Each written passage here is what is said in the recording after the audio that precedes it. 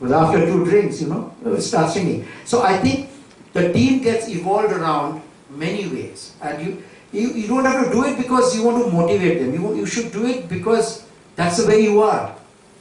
If that's the way you are, then do that. Because I was like that myself. So I used to enjoy those and have long sessions. And that built huge teams. I mean, yes, you're right. I built so many teams in my life. It's not funny. Yeah. I mean, I think though, after Globson it has stopped. Because PCL was much better. Yeah, I have a question on another aspect. This National Skills Development Corporation is now coming up very strongly. And you have so much experience. So could you guide some of us how to approach them and Sure, I can guide you. So offline perhaps will be better because we can do that, sure. Definitely. And that's there. I think if you talk to Thai Pune and they can reach me and whatever you want, I mean there's no problem. Okay, this is a political question. Sure. Because I hope it's not Mamata Banerjee. Political question to Bengali, that's serious. Because given your experience with Mr. P.C. Narasimha Rao and also the government, and also now you are associated with the NSDC.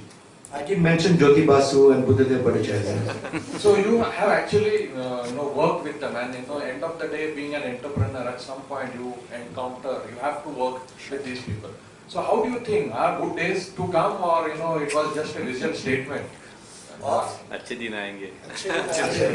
No, but I want to answer, if you permit me, a more serious issue which you have raised. Yes. अच्छे दिन आएंगे कि नहीं आएंगे? I mean I think it's a more lighter question. But seriously speaking, in an entrepreneur's journey, you will have to interact with political people. And I can only tell you what I have done. That might not be the best, but since I'm here, I can share that with you. I have always maintained a distance with the political people, yet being pretty close to them. Like in Bengal, there was a time everybody knew that I must be a bomb chum with Jyoti Basu. How does he get so much of land? How does he get this throwaway prize? How does he do this? What's his background? He was just in PCL, na?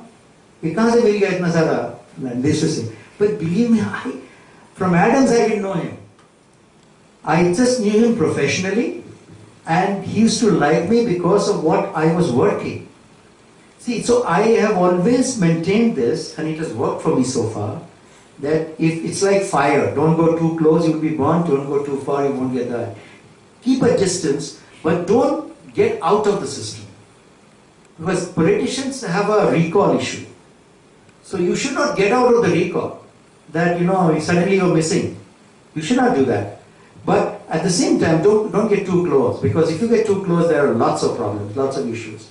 So you have to maintain and deal them with your strength, not with your weakness. So if you deal with them with your strength, you must be good in something. All entrepreneurs are. Just bring that continuously in front of the political system. That's all, and leave it there. So for that reason, they might phone you. That this guy is a very good graphics guy, or whatever. I'm just saying, this guy is a very good PR guy, or this guy has very good contacts in Bengal, or whatever. So if something must have registered, which you score 9 out of 10 in some area, and leave it there, and just continue to create your brand with that, with a little distance, I think it should work. It has worked for me. I mean, everybody knows me in the political system, but it's been fine. My question is, when you started PCL, you have taken a risk, and then later in your slide you said as the broker is giving 4 crore, you are not willing to take that risk. So at what point in time, a young entrepreneur should make this decision of taking that was not a risk. The broker thing was not I think the broker was telling me that he is going to give me 4 crores at 3% interest per month, which means he was wanting to buy me out. It was an easy decision. I was not available for sale. Okay. So that was not a risk-averse thing. He was giving me that 4. Why should a broker give you 4 crores? Okay. Yeah, thank you. So he is giving because he wants to make money out of you and he wants to control you. I was not willing to get control. Okay, so my question is basically, at what point in time an entrepreneur should be risk averse? Whenever you come to know that you are taking a risk. Till the time you know you're taking a risk, keep taking it. Because you don't know you're taking a risk. Which also seriously means that you are actually in your journey. You are happy with that risk. Otherwise, tell me, leaving a Microsoft chairman CEO position, Dell chairman CEO position, I got out to set Globsin up, which was so painful. But it never occurred to me that it was so painful. And I thought the Microsoft and Dell jobs were too small. I mean, they were very tight for me. I didn't want to work like that. So it is, that's what taking risk or not taking risk is. You feel it is risky, don't do it. It has been a very nice evening and quite learning. There was a lot of learning for me in this and key takeaways. One of the questions that keep on pondering in my mind was the convergence of skills and education. It might be a very simple question or probably, but I didn't get the message. So if you could just throw up one or two examples to just clear your vision about the convergence of education and skill, it would be helpful for me. Helpful for a lot of people. It's a very good question. See, what happens is today that let us take the skill part. You are a retail skilled certified guy in retail. Okay, there are certificate programs available. NOS certified. So it's a proper level 3, level 4, level 5 certified by the government Ministry of Skills Development now, for the government. But you are not educated. You are 12th standard. So, but you are high skilled. Earlier what used to happen, it doesn't matter if you are not educated. If you are 12th standard, doesn't matter. As long as you're a retail guy at level 4, you're okay. You'll get a job. Getting a job is no longer enough. So there will be a point in time, because of your 12th standard, you will get suffocated. So you would like to do graduation. You would like to do MBA. And you retain your skill. So now what is happening is an interportability between skills and education is happening. Look at it reverse. If you are an MBA and you take up a job in a retail company, you would like to take a skilled retail certification, so that MBA is fine, you are educated all right, but you are not skilled. So what will happen is, as the days go along, as the years go along, education and skills will start coming together. And it will not be enough for just being educated. You need to be skilled. And it will not be enough just to be skilled. You need to be educated. So what the government is doing is, as they have set up something called the NVEQF, National Vocational Education Quality Framework, where you are creating level 1 to level 9 of education. Level 9 is PhD, and level 1 to level 9 in skills. And they are saying you can interport. So if you are in level 4 in skills, you can go to level 5 in education and grow like that. And this will be historic. Today, you know that there is a scheme coming out. I don't know whether it's already launched. It's called BVOC, Bachelor of Vocational Studies. All these years, what was the problem with skills? The problem was aspiration.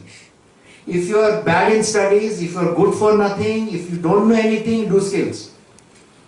If you are a poor guy, if you are rich, good, middle class, go education, MBA. So, it was stupid. So, everybody who did skills had an aspiration issue. Now that aspiration issue is trying to get addressed by interportability. Did I answer you? I think today's evening has been priceless. I haven't seen a more pin drop audience than this ever. Also, I would like to say to Mr. Vishwas, there is a high return on investment when you become a TIE member. I think this entire talk was worth more than 60,000. Even if you were going to do an executive MBA program, I think we'll never get a speaker like Mr.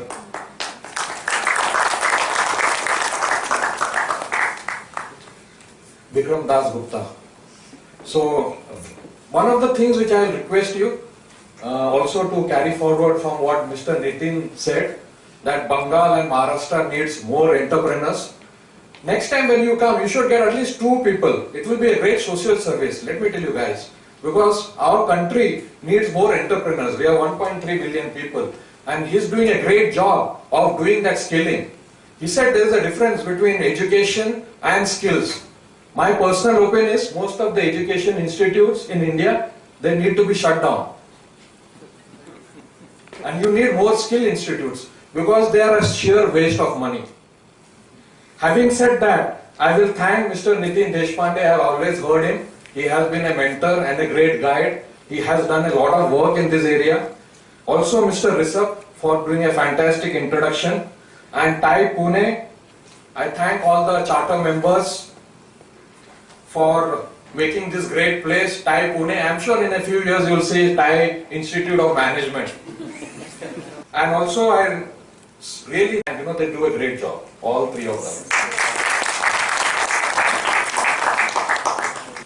I would sincerely thank Mr. Bikram Das Gupta, his better half. You have been a wonderful people. I am sure you have done a great service to this country and we recognize it.